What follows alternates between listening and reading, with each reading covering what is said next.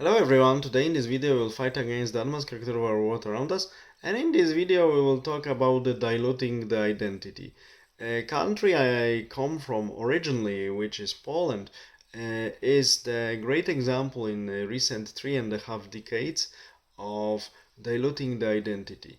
Because the current elite that is currently ruling the country still, to a large extent, so post-Soviet, post-communistic people who changed their patron from Soviet Russia because it was too weak to leftist groups in the Western, so-called geographically speaking Western world, were introducing very quickly pedagogy of shame, that of course being Polish, so cultivating your identity, your culture, being proud of it and so on, it's not the reason for pride, it's the reason for shame and so on and so on.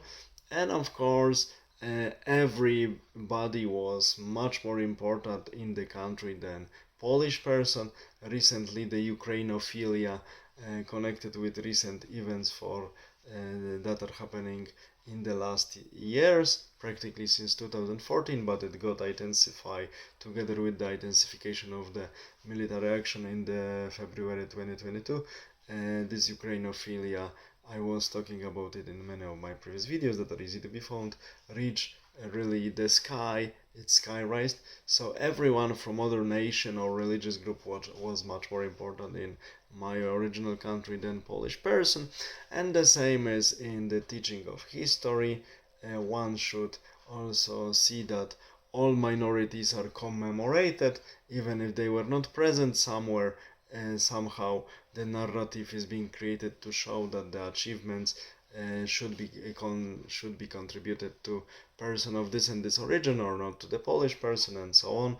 And of course there is whitewashing of German history, especially their negative pseudo achievements during Second World War, their crimes.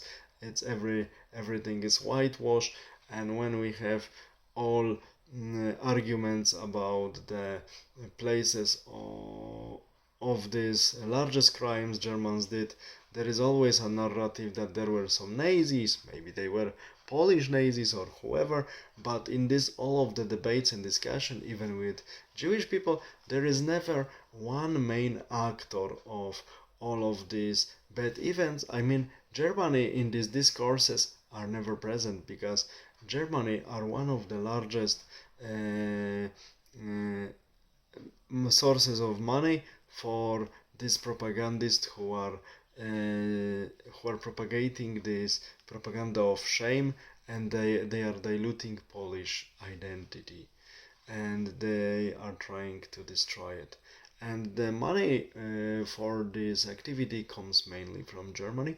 That's why German crimes are completely whitewashed from the historical narratives nowadays. This is clear example how pedagogy of shame and whitewashing of history of our enemies, and using, for instance, Jewish cases and other cases to also whitewash Germany is being used. And that is why we should cultivate our